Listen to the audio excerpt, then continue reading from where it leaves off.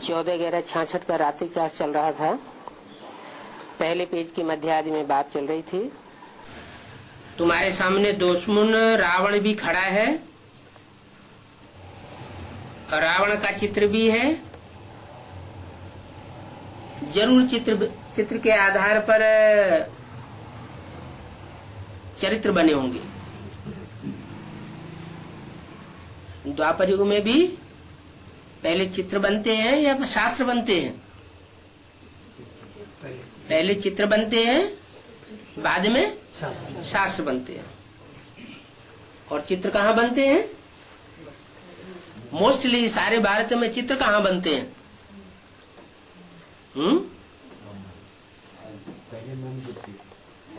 हाँ, वो तो बनते हैं मन बुद्धि में, लेकिन भारत में स्थान कौन सा है?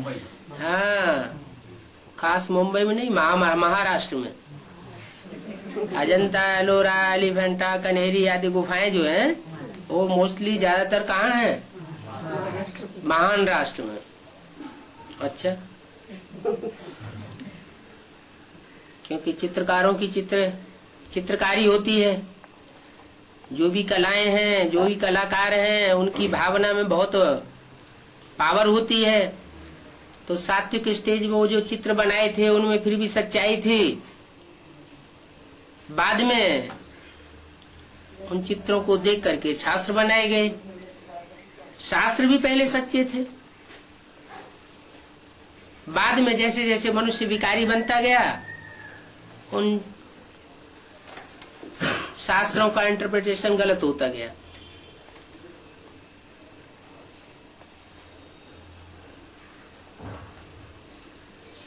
तो रावण का चित्र दिखाते हैं। वैसे भक्ति मार्ग वाले राजाओं का भी दिखावे, मगर उनका सारी दुनिया पर राज्य तो है नहीं। रावण का राज्य तो सारी दुनिया पर है, और जो भारतवासी राजा हुए हैं उनका राज्य सिर्फ भारत में ही हुआ है। इसलिए फर्क समझाया जाता है। क्या फर्क समझाया जाता है?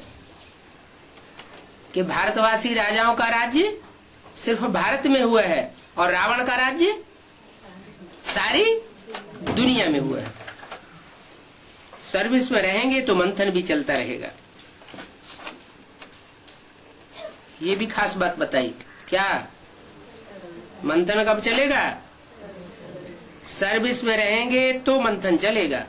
सर्विस फील्ड में नहीं रहेंगे तो मंथन नहीं चलेगा। क्यों? ईश्वरीय सेवा में रहेंगे तो मंथन चलेगा, ईश्वरीय सेवा में नहीं रहेंगे तो मंथन नहीं चलेगा। लौकिक सेवा में रहेंगे तो मंथन नहीं चलेगा। है?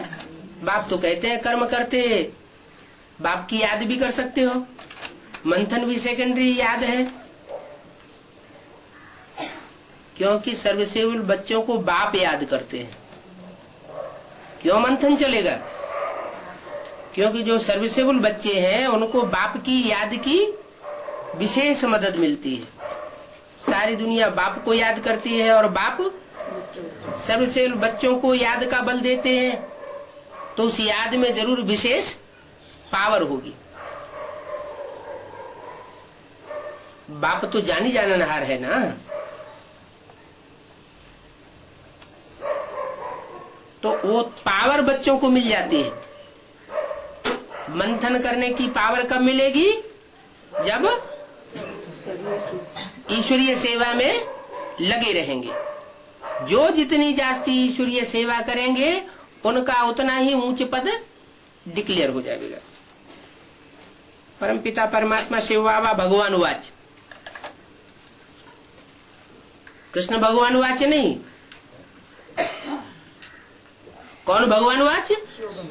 परम पिता, परम पिता, पिताओं में सबसे बड़ा पिता, पिता पिता का भी पिता, माने एडम आदम का भी बाप।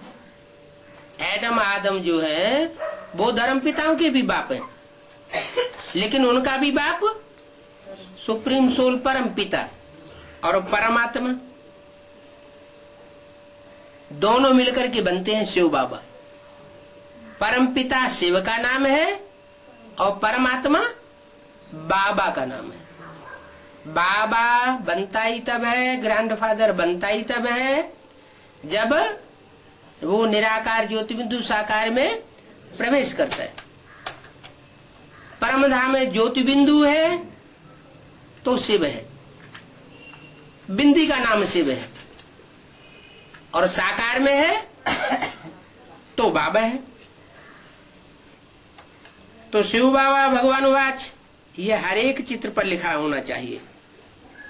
क्या वो बेसिक वाले इसका क्या अर्थ लगाएंगे? परम पिता परमात्मा शिव बाबा भगवान वाच बिंदु को है, वो बिंदु का चित्र रख देंगे, या तो बिंदु के नीचे ब्रह्मा बाबा का चित्र रख देंगे। तो ब्रह्मा बाबा का अगर चित्र रख देंगे तो कृष्ण भगवान वाच हो गया या शिव भगवान वाच हो गया? शिव तो वो वाच करता ही नहीं है जब तक कोई शरीर में प्रवेश करे नहीं। अगर ब्रह्मा के तन में प्रवेश करके वाच किया तो कृष्ण भगवान वाच ही हो गया। कृष्ण भगवान वाच तो होता नहीं है। तो हर चित्र पर ये समझानी जहां लिखी हुई हो कि गीता का भगवान कृष्ण नहीं है शिव है, वो लिखना चाहिए। क्या क्या लिखना चाहिए? परम पिता परमात्मा शिव भगवान वाच। तो बुद्धि चलेगी कि गीता का भगवान आखिर है कौन। तो फिर कुछ कह नहीं सकेंगे। जानेंगे कि हम कहते तो हैं कि गीता का भगवान कृष्ण नहीं है, लेकिन प्रैक्टिकल में हम कर क्या रहे हैं? गीता का भगवान कृष्ण दादा लेखराज को ही बनाए रहे हैं। अब कृष्ण की सोल सत्युग में जन्म लेती है, सत्युग में कृष्ण बनती है, वहां तो वाच करने की बात ही नहीं। शिव बाबा तो पतित तन में आते हैं। अगर ब्रह्मा का तन पतित कहे और उसमें शिव बाबा ने वाच किया तब तो कृष्ण भगवान वाच हो जाता है। तो ये गलती किसने की? शूटिंग पीरियड में भी गलती जिसने की, उनकी बुद्धि में देहधारी ब्रह्मा बैठा हुआ था। देहधारी ब्रह्मा बैठे होने के कारण उनकी बुद्धि का कंसंट्रेशन देहधारी पर चला गया।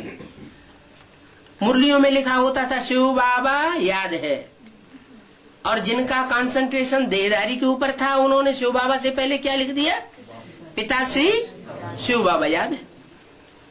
पिता के बाद श्री लगा हुआ है, इससे ही साबित होता है कि वो पिता बाद में श्रेष्ठ बनने वाला है, इस जन्म में श्रेष्ठ नहीं बनने वाला है। सत्युग में जाके जब जन्म लेगा राधा कृष्ण के रूप में, तब श्रेष्ठ बनेगी वो आत्मा। तो पिताश्री शब्द डालने से ही ये शूटिंग हो जाती है कि कृष्ण का नाम डाल दिया। शिव बाबा कौन हो गया? कृष्ण हो गया। तो ये हर एक चित्र पर लिखना चाहिए। अगर लिखा हुआ होगा तो फिर कुछ कह नहीं सकेंगे। क्या कि ये शिव बाबा किसको मानते हैं?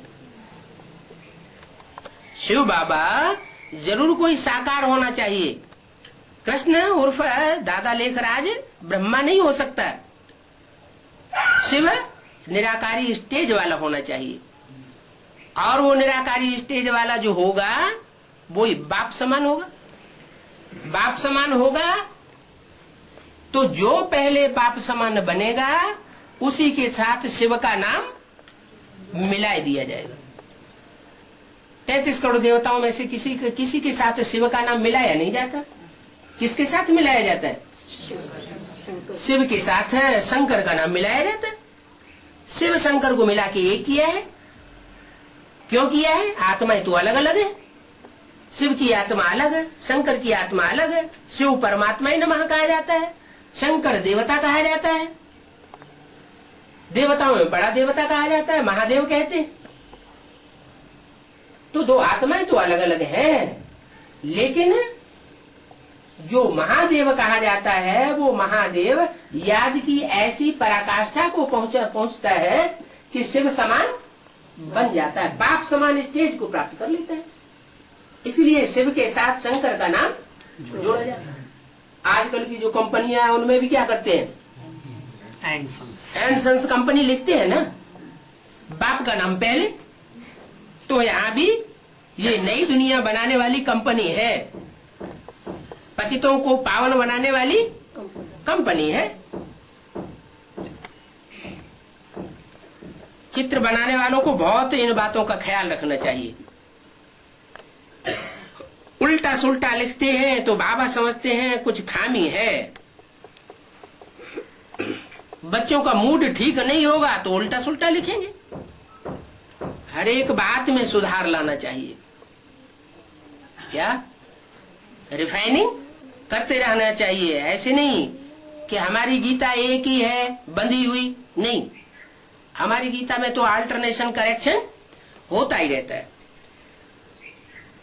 बेहद का बाप आए ही है नई दुनिया बनाने के लिए, नई दुनिया बनाने के लिए आए हैं तो पुरानेपन को चेंज करेंगे ना, कि पुरानापन ही चलता रहेगा?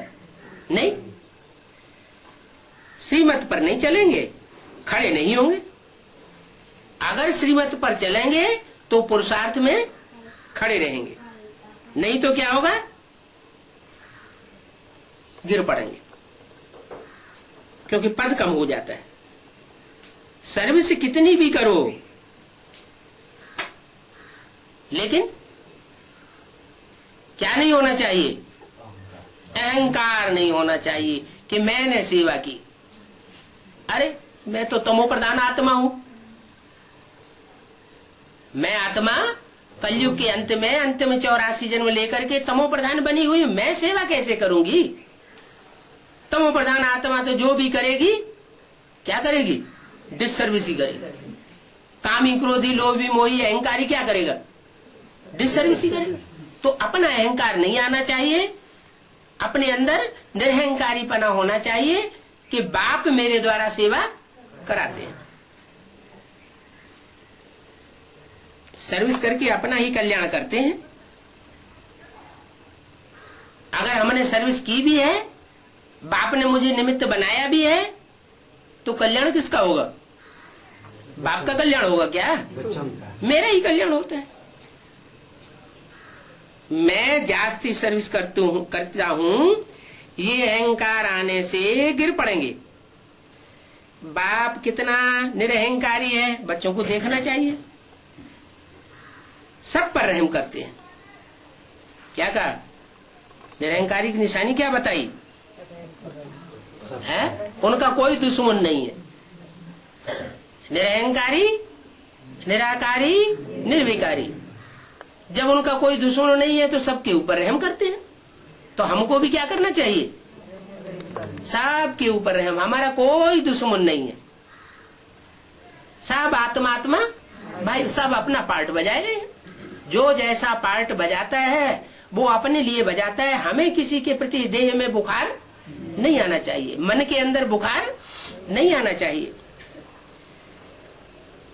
वैश्यों, गणिकाओं, भीलनियों सब का आकर के उद्धार करते हैं। बाप आकर देखते हैं कि इसकी चलन कैसी है, ये व्यभिचारिणी है, वैश्या है, नहीं, बाप की बुद्धि में आता है। वैश्या को देख करके नफरत आती है क्या, नहीं, बाप तो जानते हैं मेरा काम ही है क्या, पतितों को पावर होना। तो बच्चों का भी काम क्या होना चाहिए, ऐसे नहीं कि ये वैश्या है, ये पतित है, ये गिरी हुई है, ये धोखा दे सकती है।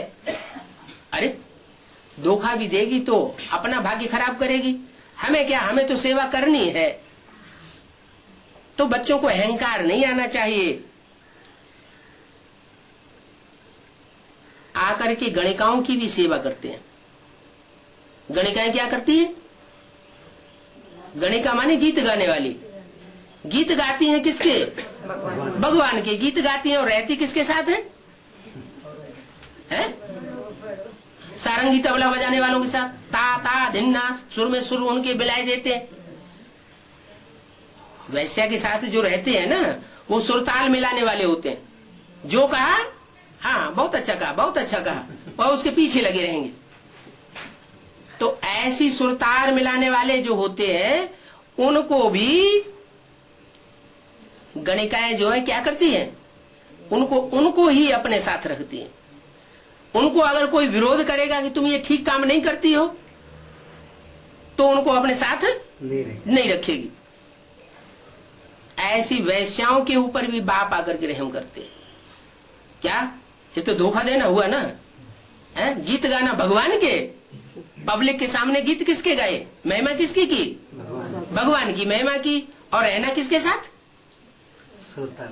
सुरताल मिलाने वालों के साथ। तो कोई और आदमी होगा तो नाराज हो जाएगा, ये क्या करती है, ये तो बहुत धोखेबाज है।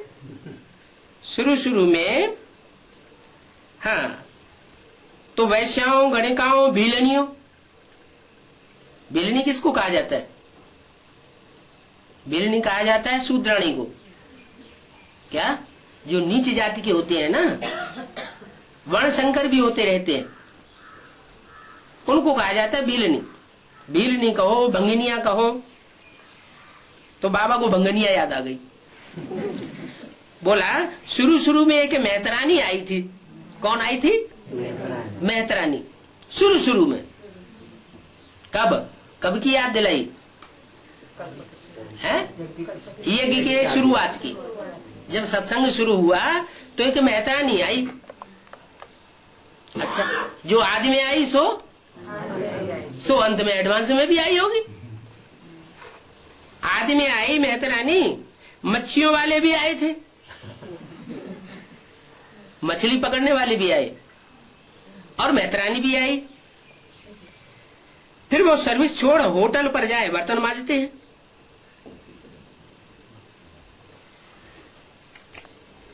और फिर दिवाली की खर्ची भी भेजी, होटल पे जाके सेवा की। किसने, बिलनी माने भंगिनिया ने भी, और मच्छी मारने वालों ने भी।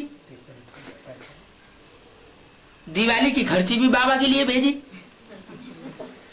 आगे चल करके देखेंगे ऐसे आवेंगे जो सन्यासियों को भी बैठ करके ज्ञान देंगे। सन्यासी तो पवित्र होते हैं, पवित्र होने के कारण उनकी बुद्धि तो बहुत तीखी होती है। ढेर सारे उनके चेले बन जाते हैं, बुद्धि की तीव्रता के ऊपर फिदा हो जाते हैं। बाप कहते हैं आगे चल करके ये पता चलेगा क्या, कि ऐसी ऐसी भीलनियां और ऐसी ऐसी मच्छी मारने वाले भी ऐसे ऐसे सन्यासियों की सेवा करेंगे। माना भगवान के संपर्क में आने वाली भीलनी ही क्यों न हो, भंगिनी ही क्यों न हो, अगर थोड़े समय भी उसने अपनी बुद्धि को परमात्मा के प्रति अर्पण किया, मच्छी मारने वाला ही क्यों न हो, थोड़े समय भी अगर ईश्वर के प्रति अपनी बुद्धि को दान करता है, बुद्धि को परमात्मा की तरफ लगाता है, परमात्मा की तरह चलता है, उसकी मत पर चलता है, तो वो ज्यादा श्रेष्ठ हो जाता है इनसे, उन सन्यासियों के मुकाबले जो भगवान को जानते ही नहीं। ऐसे सन्यासियों को ऐसी पतित गिरी हुई आत्माएं भी बैठ करके ज्ञान सुनावेंगे। अभी तो माया अच्छे अच्छे को अहंकार में ले आती है। क्या कहा, उन भीलनियों की, उन मच्छी में आने वालों की तो बात ही छोड़ दो, गणिकाओं की, वैश्याओं की तो बात ही छोड़ दो, लेकिन जो अच्छे अच्छे हैं उनको भी अहंकार में ले आती है। बाबा जानते हैं कैसे कैसे गिर पड़ते हैं। पर तो मुश्किल ही कोई उठते हैं। बच्चों की चलन से ही दिखाई पड़ जाता है कि ये कम काम करते हैं, मेहनत सारी इसी में है, याद नहीं कर सकते हैं तो उनसे फिर इतनी अच्छी सर्विस नहीं होती है। सारी मेहनत किसमें बताई,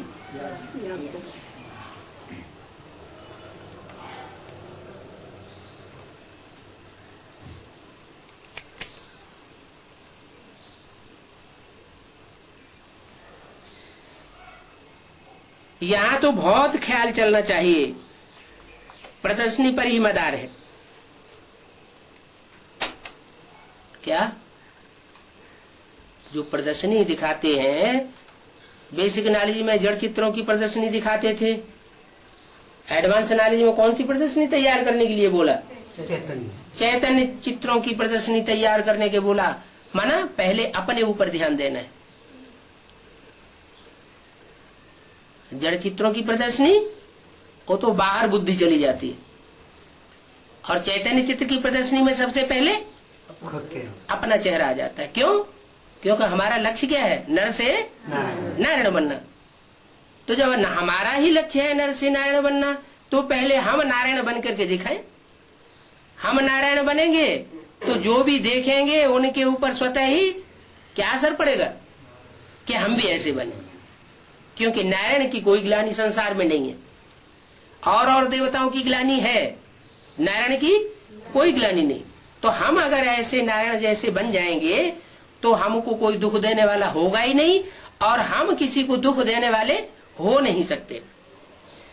तो सारा मदार प्रदर्शनी पर है। ऐसा चित्र तैयार करना है। ये सब नक्शे हैं। क्या ये जो चित्र बनाए हैं ये सब क्या है? नक्शे हैं, भांति भांति के नक्शे हैं। नारायण का चित्र न मिले लक्ष्मी से, लक्ष्मी का चित्र न मिले जगदम्बा से। चित्र तो अलग अलग है ना। बिना नक्शों को कुछ भी समझ नहीं सकते। क्या कहा? दुनिया वाले भी कब समझेंगे? जब ये चैतन्य नक्शे तैयार हो जाएंगे। कहते हैं ना बड़ा नक्शेबाज है। तो नक्शा बनाएगा तो नक्शेबाज होगा। वो चैतन्य चित्र संसार में प्रत्यक्ष होंगे, अपना शो करेंगे, तो दुनिया भी उन बातों को, ज्ञान की बातों को समझेगी। प्रोजेक्टर में भी कुछ समझ नहीं सकते। क्या प्रोजेक्टर क्या होता है? जड़ चित्र होता है, बोलता चालता नहीं है। कोई कोई ऐसे होते हैं क्या अपनी अवस्था तो बहुत अच्छी बना लेंगे, लेकिन दूसरों को ज्ञान नहीं सुना सकते। दूसरों को ज्ञान भी नहीं सुना सकते और किसी से नजर भी नहीं मिला सकते। बाबा की याद में रह करके किसी को दृष्टि दे ये भी नहीं कर सकते। तो वो क्या हो गए? प्रोजेक्टर शो हो गए। बाप कहते हैं प्रोजेक्टर शो भी कुछ समझा नहीं सकता। प्रोजेक्टर शो निमित्त नहीं बनेगा कुछ किसी को समझाने की। उसमें तो शकल का ही पता नहीं पड़ता है, पूछ भी नहीं सकते हैं कोई। क्या चैतन्य चित्र होगा तो कुछ पूछेंगे तो बतावेगा, और जड़ चित्र वो तो बतावेगा भी नहीं, और इसके अलावा बताने वाला साथ में होगा तो बतावेगा। जड़ चित्र को भी समझाने वाला साथ में कोई गाइड होगा तो बतावेगा। और प्रोजेक्टर शो तो उसमें मशीन रखी होती है, वो बोलती है। प्रोजेक्टर शो स्वयं तो बोलता नहीं है। तो बोला प्रोजेक्टर में तो चित्र देख करके चले जाते हैं। तो बहुत बच्चों को ख्याल रखना चाहिए, चलते फिरते स्थूल और सूक्ष्म दोनों का ख्याल रखना चाहिए। एक दो को नुकसान तो नहीं देते हैं, फालतू बातें तो नहीं करते हैं। इन बातों का ध्यान रखना है, कोई को भी नुकसान नहीं देना है। जो चाहिए सो मांग सकते हो। बच्चे नाराज नहीं हो, नहीं तो उसमें ही ख्याल चलता रहेगा, चल नहीं सकेंगे। घड़ी घड़ी बताना चाहिए बाबा हम कहाँ भी जरूरत है तो जा सकते हैं। क्या कहा? बाबा को ऑफर करेंगे ईश्वरीय सेवा के लिए, बार बार ईश्वरीय सेवा के लिए ऑफर करते रहेंगे तो बाबा भी ऑफरिंग देंगे। जो बच्चे ऑफर करेंगे उनको पहले ऑफरिंग देंगे या दूसरों को ऑफरिंग देंगे? जो खुद ऑफर करेंगे उनको ऑफरिंग देंगे। तो बाबा के ख्याल में भी रहेगा। इसलिए बच्चों को हर बात में सर्विसेबल होना चाहिए, फरमान बरदार वफादार होना चाहिए। क्या जो फरमान करे वो फरमान को मानने वाला बच्चा हो। और वफादार होता है पति पत्नी के संबंध में। पत्नी कैसी होनी चाहिए? वफादार होना चाहिए। जो पति के प्रति दिल खोल करके रख सके, वो दिल किसी और के सामने खोल करके न रखे। बच्चों को भी मदद करनी है। क्या? किसकी मदद करनी है? बच्चों को बाप की मदद करनी है। प्रदर्शनी में भी राजाई पानी है, हैं? प्रदर्शनी से राजाई मिल सकती है? प्रदर्शनी से प्रजा निकलती है या राजाई मिलेगी? प्रजा निकलेगी। तो प्रजा निकलेगी तो राजाई कैसे मिलेगी? है? प्रजा बनने से राजा बनने। अरे ये बताया कि प्रजा तो लाखों की तादाद में जब निकलती है तब कोई राजा बनता है। प्रदर्शनी ने जो सुनाते हैं उस प्रदर्शनी से प्रजा निकलती है। तो ढेर सारी अगर जिसने किसी ने प्रदर्शनी सुनाई होगी और लाखों प्रजा निकाली होगी तो वो राजा, जब लाखों प्रजा निकलेगी तो वो राजा बन जाएगा। ये तो जड़ चित्र की बात हुई। अब चैतन्य चित्र। चैतन्य चित्र से भी जो देखेगा, जो उस चित्र को देखेगा, चैतन्य चित्र को, वो स्वतः ही आकर्षित हो जाएगा। उसको कुछ सुनाने की भी दरकार नहीं रहेगी। तो बोला प्रदर्शनी से भी राजाई मिल सकती है, कोई कम बात है क्या? चंद्रवंशी वाले जो होंगे वो स्वर्ग नहीं देख सकते हैं। क्या कहा? चंद्रवंशी वाले स्वर्ग नहीं देख, चंद्रवंशी वाले स्वर्ग नहीं देख सकते हैं। अच्छा, जो फेल हो जाते हैं वो क्या बनते हैं? चंद्रवंशी बनते हैं। यज्ञ के आदमी कौन फेल हो गया? राम फेल हो गया।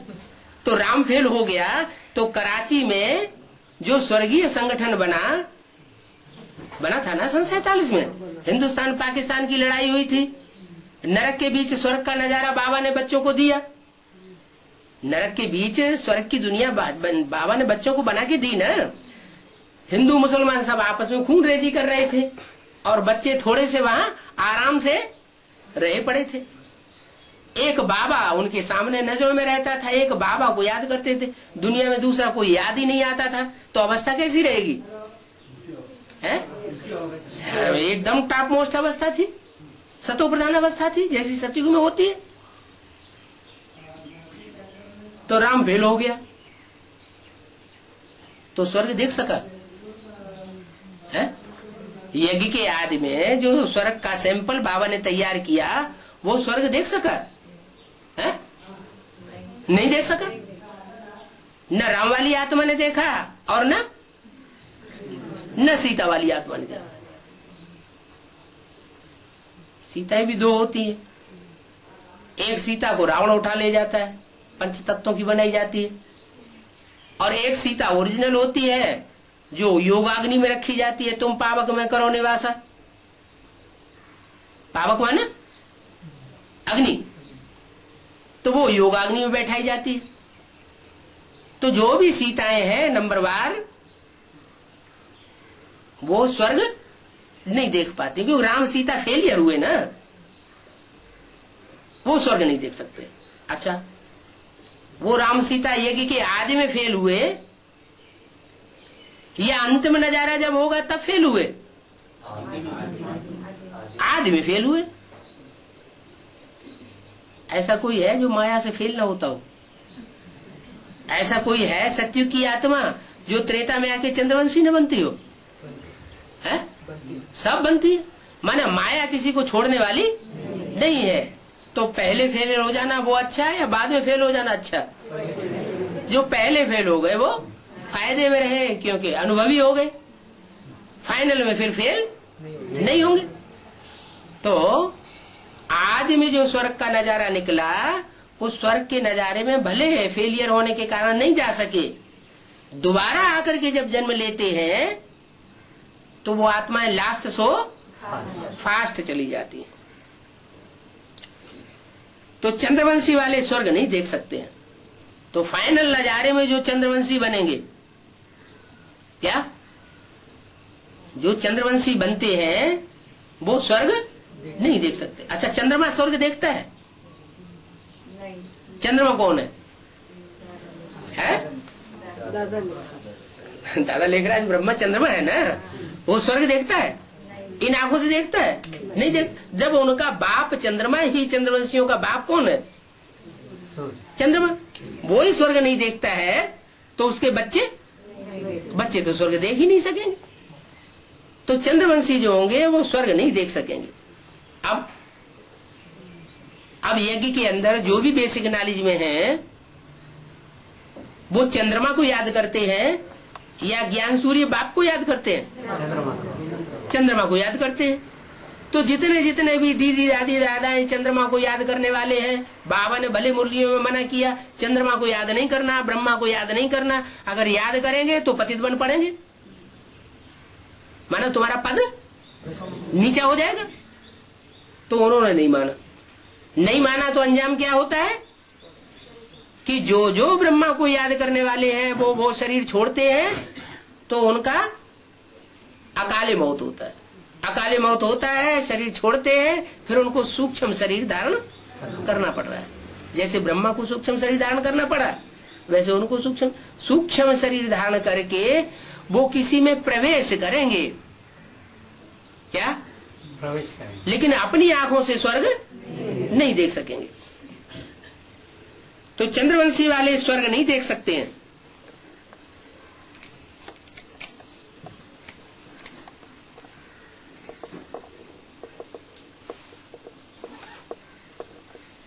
कम पढ़ाई है तो सतयुग में जा ही नहीं सकते, क्योंकि बाबा जो सतयुग की बात करते हैं वो 16 कला संपूर्ण सतयुग की बात करेंगे। माना उससे भी ऊंची कोटि का जो संगम युगी स्वर्ग है उसकी बात करते हैं। नर से नारायण बनने वाले संगम युग की बात करते हैं स्वर्गीय सुख की, या उस स्थूल सुख की बात करते हैं?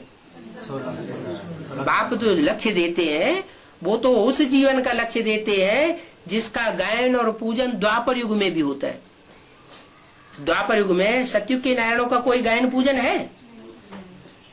सतयुग के नारायणों का कोई गायन पूजन नहीं। वहां जो भी गायन पूजन सतयुग में वो द्वापर कलयुग में होता है वो संगम युग की संपन्न स्टेज का होता है। तो संगम युग की संपन्न स्टेज में परमात्मा बाप ने आकर के जो ज्ञान सुनाया और ज्ञान सुना के संपन्न बनाया, वो संपन्न होने के बाद वो आत्माएं संपन्न स्टेज के आधार पर जो चित्र तैयार करती हैं अपना, उसकी महिमा गायन पूजन शास्त्रों में द्वापर युग से होता है। तो कम पढ़ाई है तो सतयुग में नहीं जा सकते, पढ़ाई पूरी है तो सतयुग में जा सकेंगे। इसका मतलब क्या हुआ कि संगम युगी स्वर्ग में कितनी आत्माएं जावेंगी? 4.5 लाख जावेंगी। बाकी जितने भी होंगे वो सब स्वर्ग में जाके जन्म लेंगे। संगम युगी स्वर्ग है जो बाप आकर के तैयार करते हैं, बाप आकर के जहां वर्षा देते हैं, वो स्वर्ग बच्चे के रूप में जन्म लेने वाले बच्चों को नहीं मिलेगा। क्यों? क्योंकि उनको प्राप्ति किससे होगी? उनको प्राप्ति भगवान से होगी या देवी देवताओं से होगी? देवी देवताओं से होगी। तो फर्क पड़ जाएगा। बाप ने जो ऊंचे से ऊंचा लक्ष्य दिया है, ऊंचे से ऊंचे बाप ने, वो प्राप्ति के लायक नहीं बन सकेंगे। तो जरूर उन्होंने कम पढ़ाई पढ़ी होगी, पूरी पढ़ाई नहीं पढ़ी, बीच में चले गए। तो बीच में चले जाने के कारण उनको प्राप्ति भी अधूरी होती है। कम पढ़ाई वाले सतयुग में जा नहीं सकेंगे। बच्चों को तो नई दुनिया स्वर्ग में जाने के लिए पुरुषार्थ करना है। क्या कहा है? कौन सी नई दुनिया? कोई कहे सतयुग का दूसरा जन्म भी तो नई दुनिया है। अरे कुछ न कुछ पुराना तो हुआ। कोई कहेंगे पहला जन्म सतयुग का, जो राधा कृष्ण जैसे बच्चे बनेंगे, वो भी तो नई दुनिया है। संगम नई दुनिया तो है, 16 कला संपूर्ण तो है, लेकिन उतरती कला का युग है। क्या? जैसे ही राधा कृष्ण गद्दी पर बैठेंगे, उनके हाथ में सत्ता आवेगी और वैसे ही उतरती कला शुरू हो जाएगी। तो वहां जन्म लेने वाले भी श्रेष्ठ नहीं हुए। तो तुम बच्चों को तो नई दुनिया स्वर्ग में जाने के लिए पुरुषार्थ करना है। कहाँ जाने के लिए पुरुषार्थ करना है? हद के स्वर्ग में या बेहद के स्वर्ग में? हद के स्वर्ग में तो चले ही जावेंगे अगर बेहद का पुरुषार्थ संपन्न होगा। बेहद का स्वर्ग कौन सा होता है? संगम में। हाँ, उसकी परिभाषा बताओ कि बेहद का स्वर्ग क्या है? स्वर्ग का अर्थ क्या बताया? स्व माने आत्मा, ग माने गई। जो आत्मिक स्टेज में चला जाता है वही संगमी की स्वर्ग में आ सकता है। अगर आत्मिक स्टेज न पकड़ी, कुछ न कुछ देहभान रह गया और शरीर छूट गया, तो जाकर के कम कलाओं वाले स्वर्ग में जन्म होगा। तो जो बेहद के स्वर्गवासी बनेंगे वो बेहद के स्वर्ग में जाएंगे ही जाएंगे, और बेहद के पुरुषार्थी स्वर्गवासी बनने के नहीं बनेंगे तो उस स्वर्ग में भी जाने में घाटा पड़ेगा। तो नई दुनिया स्वर्ग में जाने के लिए पुरुषार्थ करना है। प्रदर्शनी में ध्यान रखना चाहिए कि कोई नुकसान आदि करने वाला तो नहीं है। क्या कोई प्रदर्शनी में ऐसे घुस पड़ते हैं कि चित्रों की तोड़फोड़ कर देते हैं? क्या करते हैं कि नहीं? आर्य समाजी वगैरह घुस पड़े। बेसिक नॉलेज में जब चित्रों की प्रदर्शनी दिखाई जा रही थी तो उन्होंने चित्रों में आग ही लगा दी। तो क्या ध्यान रखना पड़े कि चित्रों को कोई नुकसान न पहुंचा दे।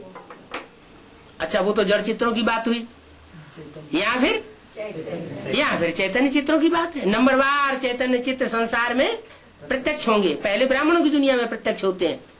तो जो भी चैतन्य चित्र प्रत्यक्ष होते हैं नंबरवार, उनके लिए विशेष ध्यान रखना चाहिए उनकी सुरक्षा का। क्या कि उनको कोई नुकसान न पहुंचा दे।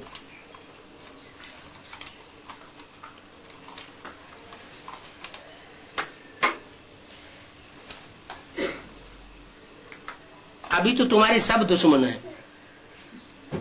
क्या ऐसे नहीं कि सिर्फ आर्य समाजी ही दुश्मन है या बाहर की दुनिया वाले ही दुश्मन है या ब्राह्मणों की दुनिया में जो यादव और कौरव संप्रदाय है वो ही दुश्मन है।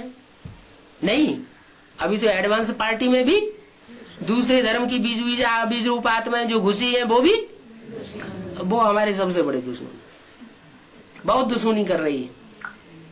देखो, बेसिक नॉलेज में एडवांस पार्टी का बेसिक नॉलेज वाले कुछ भी नहीं बिगाड़ सके। 77 से एडवांस पार्टी शुरू हुई और तब से लेकर के 98 तक, 77 में संपूर्णता वर्ष और 98 तक कितने साल हुए? 20 साल, 21 साल। 21 सालों में तुम्हारा कोई बाल बांका नहीं कर सका। और 98 में अगर किसी ने बिगाड़ किया तो अंदर वाले ने किया या बाहर वाले ने किया? अंदर की एडवांस पार्टी वाले ही दुश्मन बन गए। वो प्रदर्शनी के अंदर घुस गए। तो इस बात का ध्यान रखना है कि कोई ऐसे तो नहीं घुस गए, सब तुम्हारे दुश्मन हैं, अंदर वाले भी बाहर वाले भी। तो बहुत ध्यान रखना पड़ेगा, फिर बाद में सारे ही मित्र बन जाएंगे। क्या बोला? सारी दुनिया तुम्हारा दुश्मन बनेगी, लेकिन बाप को नहीं भूलना। ये है सब। क्या अबले दुश्मन बनती रहे। हम समझेंगे हमारा दुश्मन कोई है ही नहीं। जब बाप हमारा मित्र है तो सब आत्मा हमारे भाई है। सो सब अपना अपना हिसाब किताब पूरा कर रहे हैं। तिरसठ जन्मों की हिसाब किताब तो है ना। क्या हिसाब किताब है? अरे कृष्ण को किसी ने जेल में डलवाया हो, कृष्ण ने पूर्व जन्म में राजा बना होगा जब कृष्ण, तो किसी को जेल में डलवाया होगा, तो वो हिसाब किताब नहीं पूरा करेगा है? राजा है तो बहुत उल्टा उल्टा काम करते थे, सत्य असत्य कुछ भी नहीं देखते थे, अपनी मनमानी करने लग पड़ते थे। तो अगर जिन्होंने कुछ ऐसा किया होगा तो वो अपना हिसाब किताब पूरा करेंगे ही ना। तो हिसाब किताब पूरा हो रहा है। पूर्व जन्म में किसी ने, राजा ने अपने राज्य में से किसी को नाजायज तरीके से धक्का देके बाहर निकाला होगा, तो उसका हिसाब किताब नहीं होगा पूरा है। तो संगम युग में इस समय जो अपने आश्रम की चार दीवारी से धक्का देकर के बाहर निकाल लेते हैं, सच्ची बात सुनाने पर भी बाहर निकाल लेते हैं, तो क्या समझना चाहिए? ये हमारे दुश्मन नहीं है, वास्तव में इनके साथ पूर्व जन्म में हमने दुश्मनी की थी। क्या इस जन्म में तो ये हमारे भाई हैं। ये इस बात की, इस ज्ञान की गहराई को नहीं समझते हैं। जब समझ जाएंगे तो ये भी हमारे सहयोगी बन जाएंगे। तो अभी तो तुम्हारे सब दुश्मन हैं, फिर बाद में तुम्हारे सारे ही मित्र बन जाएंगे। क्या जो अभी जान लेवा दुश्मन है वो तुम्हारी जान के रक्षक बन जाएंगे। क्या दिखाते हैं? विष्णु जब शेषशाही सैया पर सोया हुआ होता है, लेटा हुआ होता है, तो उसकी रक्षा करने वाले कौन दिखाए जाते हैं? नाग, सर्प। सर्प तो डस लेता है तो आदमी मर जाता है? तो ऐसे सर्प भी जो जानलेवा दुश्मन होते हैं वो भी रक्षा करने वाले बन जाएंगे। कृष्ण को क्या दिखाते हैं? सर्पों के सर के ऊपर डांस करता हुआ दिखाते हैं। क्या वो सर के ऊपर डांस करता है? इसका क्या मतलब हुआ कि सच्चाई सर के ऊपर चढ़ के बोलती है। तो ये सब तुम्हारे दुश्मन है, फिर बाद में सारे ही मित्र बन जाएंगे।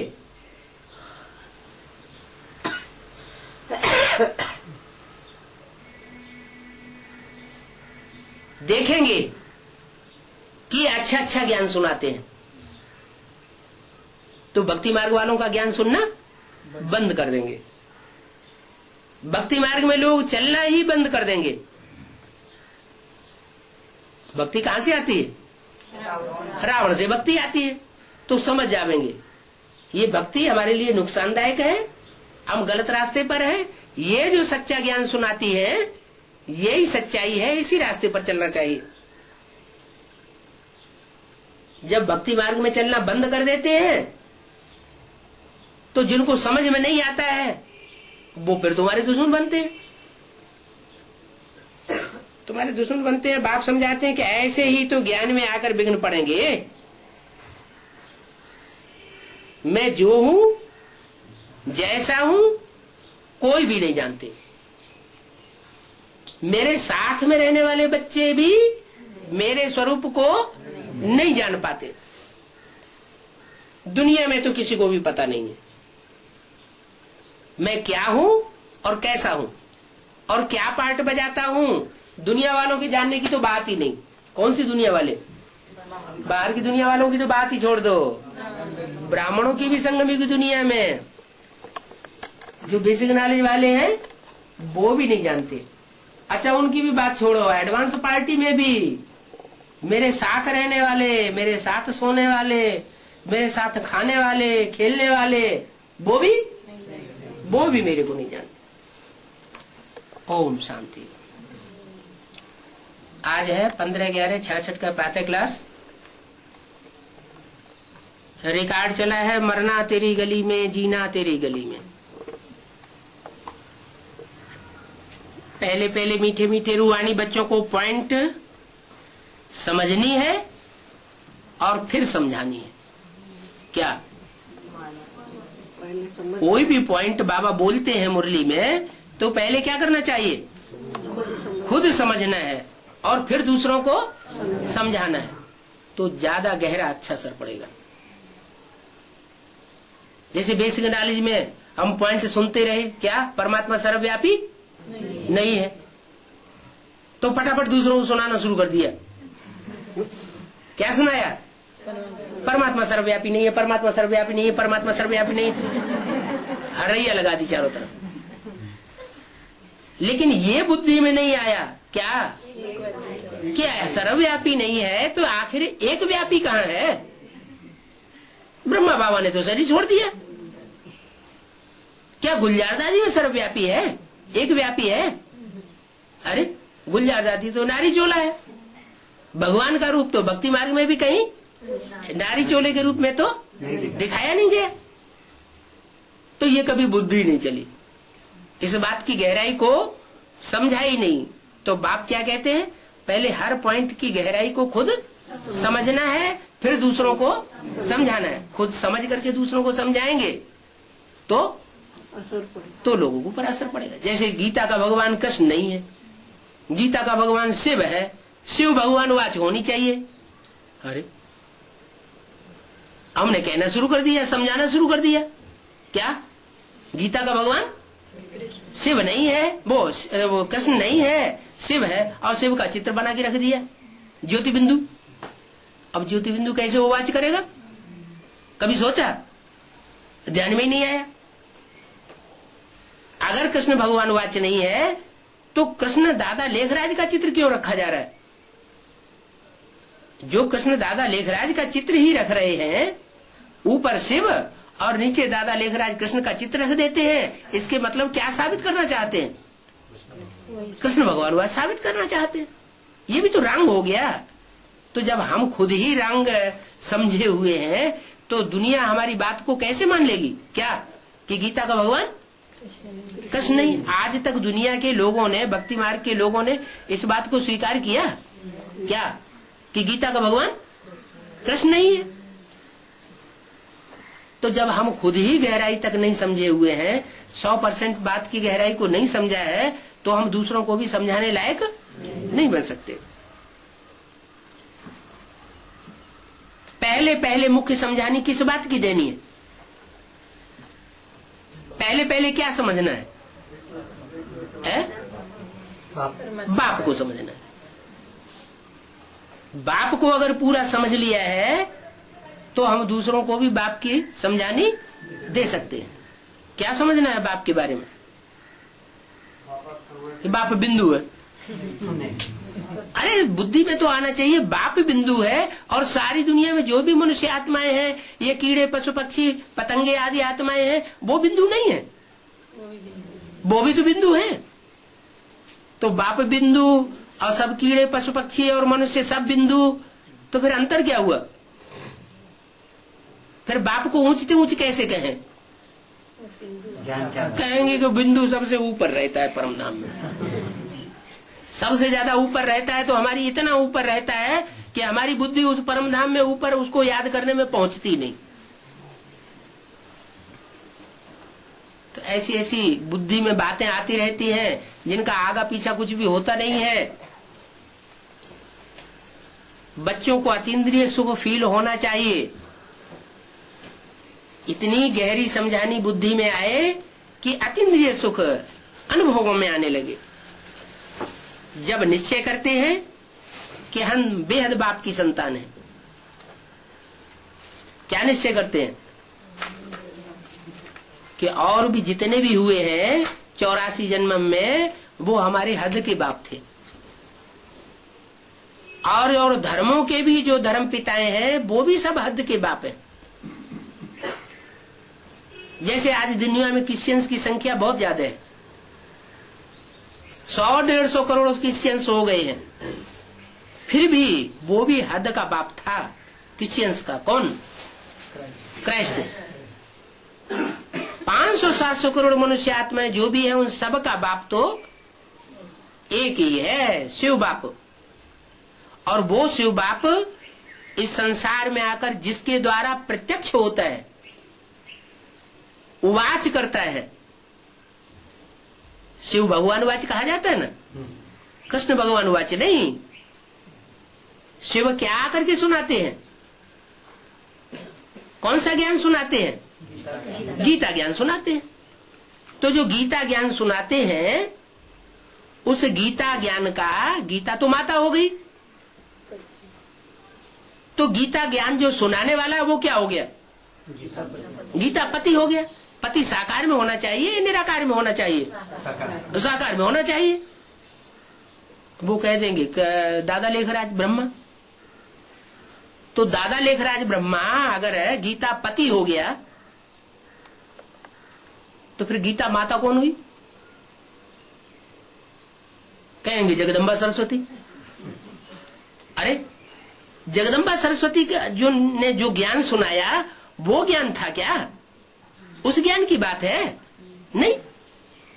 जगदम्बा सरस्वती ने जो ज्ञान सुनाया वो परमात्मा बाप जगदम्बा में प्रवेश करके ज्ञान नहीं सुनाते, ब्रह्मा में प्रवेश करके सुनाया। इसका मतलब ये है कि वो नाम पड़ा ब्रह्मा माने बड़ी माँ है, सब धर्म ग्रंथों की माँ है। उससे बड़ा धर्म ग्रंथ और कोई नहीं हो सकता। वो सारे जगत की माँ है, माने ब्रह्मा के द्वारा जो वाणी आई है और ब्रह्मा का जो रूप है वो गीता माता का टाइटलधारी कहा जा सकता है। कौन? दादा लिख रहा है।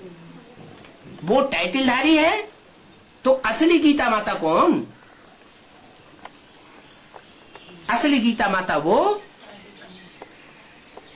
दादा लेखराज ब्रह्मा ने जिसके द्वारा अपने साक्षात्कारों का अर्थ सुना, समझा नहीं, सुना। क्योंकि ब्रह्मा मुखवंशावली बनना जरूरी है। तो दादा लेखराज जो टाइटलधारी ब्रह्मा बना, उस माता के जाने के बाद उसके द्वारा गीता आई हमारे सामने। वो गीता टाइटलधारी भी शरीर छोड़ जाती है। जब टाइटलधारी गीता शरीर छोड़ती है तो जो यज्ञ के आदि की ओरिजिनल गीता है वो फिर यज्ञ में आती है। गीता माता बनती है, माता स्वयं ही बन जाती है या कोई उसको माता बनाता है? बनाता है। माँ की तो रचना की जाती है। कौन रचना करता है? बाप ही, पति ही जो है वो पत्नी को स्वीकार करता है। बच्चे थोड़े जानते हैं कि ये मेरी माँ है, बच्चे नहीं जानते। बच्चों को बताया जाता है कि इसको बाप ने स्वीकार किया है इसलिए तुम्हारी माँ है, और कोई पहचान नहीं मिलती उनको। वो सिर्फ यही पहचान है कि बाप ने स्वीकार किया माने ये हमारी माँ है।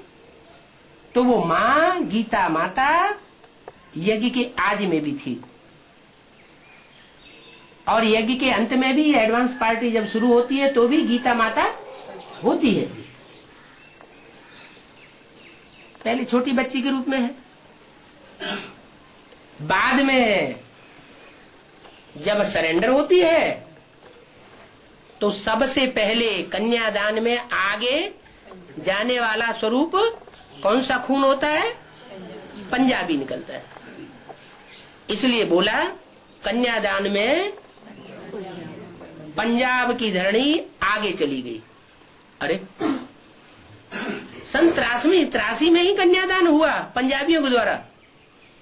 उससे पहले कोई कन्याएं यज्ञ में अर्पण ही नहीं हुई है? नहीं हुई। अरे चंद्रमणि दादी वगैरह ये सब पंजाब की नहीं थी क्या? और ढेर सारी जो बेसिक नॉलेज में कन्याएं अर्पण हुई बैठी है, तो वो सरेंडर नहीं हुई थी क्या? फिर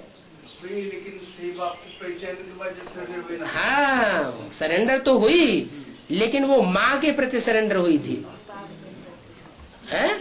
वो भी टाइटलधारी माँ के प्रति सरेंडर हुई थी।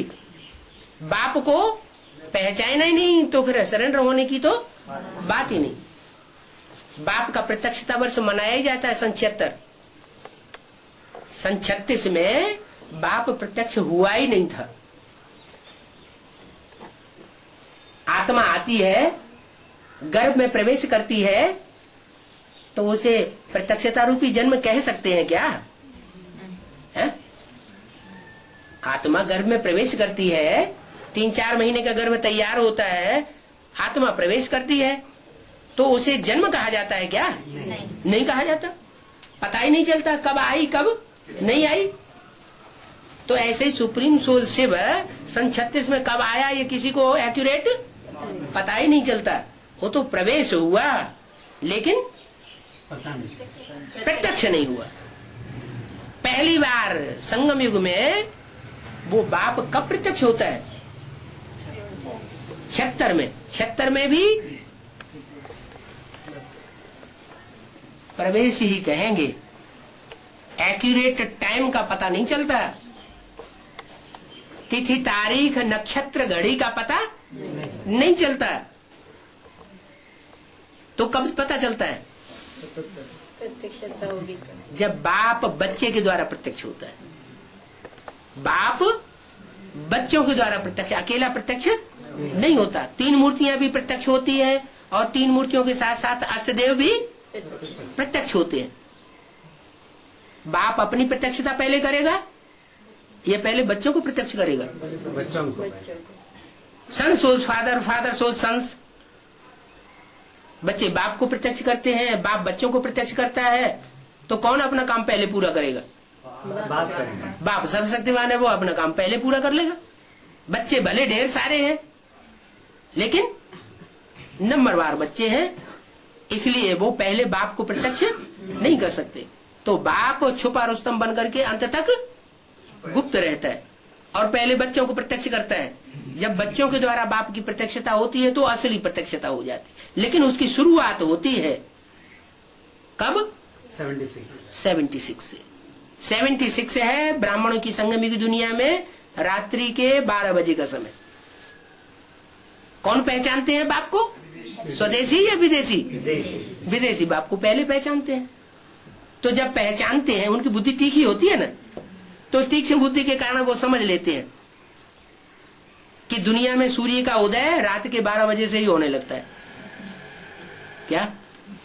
भले सुबह 5 बजे 4 बजे सूर्य दिखाई नहीं पड़ता है, लेकिन उदय तो हो चुका होता है ना। उदय होना कब से शुरू होता? पृथ्वी के दूसरी तरफ चला गया सूर्य, तो घोर अंधेरा हो गया।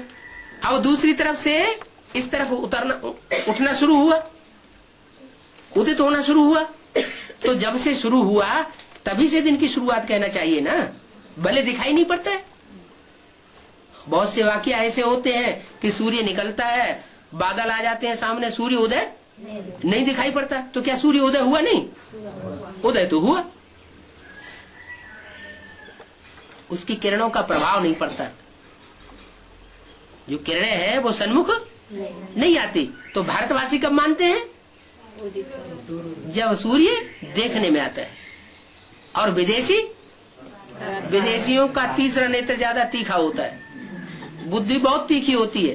तो बुद्धि की तीक्ष्णता के आधार पर उन्होंने दिन की शुरुआत रात के 12 बजे मानते हैं। ये संगम युग से कनेक्टेड बात है। संगम युग में ही विदेशी आत्माओं ने, जो दूसरे धर्म के बीज हैं, मूल बीज, उन्होंने बाप को पहचान लिया।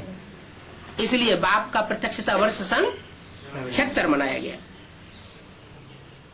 तो सन 76 हुआ बाप का प्रत्यक्षता वर्ष और 77 को बनाया गया संपूर्णता वर्ष।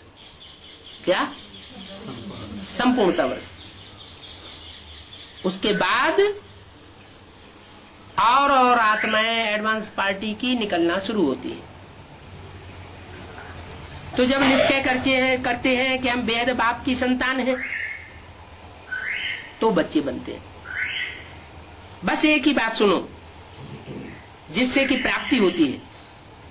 तुम जानते हो, हम जो अपने को ब्रह्मा कुमार कुमारियां कहलाते हैं, वो है ही नई रचना।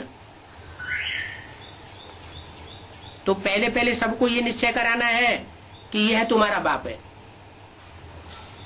हम खुद भी निश्चय करें कि जब संगम युग चलता है तो ब्रह्मा बाप भी होना चाहिए। चाहे ब्रह्मा बाप हो, चाहे प्रजापिता ब्रह्मा हो, होना जरूर चाहिए। ब्रह्मा सूक्ष्म वतनवासी बन सकता है, लेकिन प्रजापिता ब्रह्मा सूक्ष्म वतनवासी नहीं बन सकता। तो प्रजापिता ब्रह्मा को हमने पहचाना, माने बाप को पहचाना। दूसरों को भी बताना ये तुम्हारा बाप है। बाप के नीचे ठीक है विष्णु। क्या कहा है? क्या बोला? बाप के नीचे ठीक है। बाप के नीचे ठीक है विष्णु, और विष्णु के नीचे ब्रह्मा। तो इस मुरली के महावाक्य से क्या साबित हो गया कि त्रिमूर्ति जो है, जो सूक्ष्म वतन में 3 पुरियों में त्रिमूर्ति दिखाई गई है, उनमें बाप कौन हुआ? जो विष्णु के ऊपर जो मूर्ति दिखाई गई है वही बाप हुआ ना। महादेव जो देवताओं में बड़ा देवता माना जाता है, महान देवता माना जाता है, वही बाप हुआ। तो बाप के नीचे ठीक है विष्णु। बाबा ने त्रिमूर्ति की तरफ इशारा किया। क्या? जो 3 पुरियों में 3 देवताएं दिखाए गए, उनकी तरफ इशारा किया। ये है बाप से विष्णुपुरी का वर्षा। क्या? विष्णुपुरी है वर्षा। तो बाप ऊपर होना चाहिए, वर्षा ऊपर होना चाहिए? बाप होना चाहिए ऊपर। तो बाप हुआ शिव शंकर भोलेनाथ, और विष्णु हुआ बाप का वर्षा। ओम शांति।